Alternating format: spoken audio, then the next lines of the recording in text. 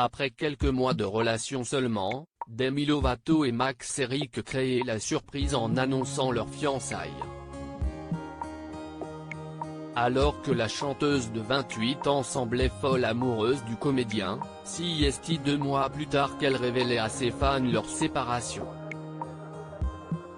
Alors que le duo s'est quitté en mauvais termes, c'est dans un extrait de son nouveau documentaire intitulé Dancing with the Devil que Demi Lovato a accepté de révéler la raison de leur rupture. Elle a ainsi révélé, honnêtement, ce qu'il s'est passé ? Je pense que je me suis précipité dans quelque chose que je pensais être ce que j'étais censé faire.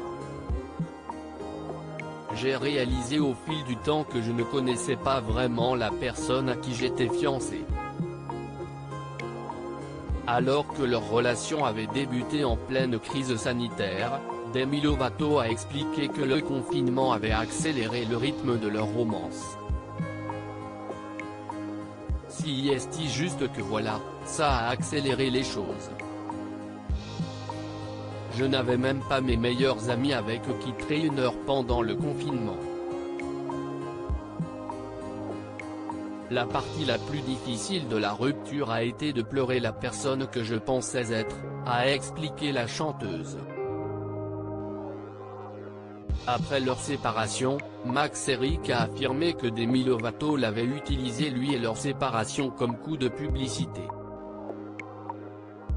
De son côté, la chanteuse avait riposté en déclarant que son ex-fiancé ne voulait pas la laisser tranquille. Dans le documentaire, le Jolie Brune a expliqué « J'ai été aussi choqué que le reste du monde par certaines des choses qui ont été dites et faites », avant d'ajouter « Je sens que je suis en fait trop queer pour épouser un homme dans ma vie en ce moment. Je ne suis pas prête à mettre une étiquette dessus cette seconde, et je pense que je vais y arriver, mais il y a beaucoup de choses que je dois faire pour moi d'abord. Je veux me permettre de vivre ma vie sous la forme la plus authentique possible. »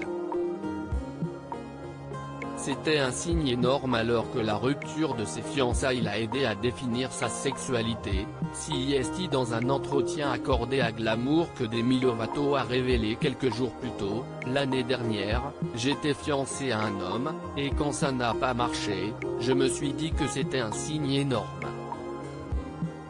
Je pensais que j'allais passer ma vie avec quelqu'un. Maintenant que je n'allais pas le faire, j'ai ressenti ce sentiment de soulagement de pouvoir vivre ma vérité. »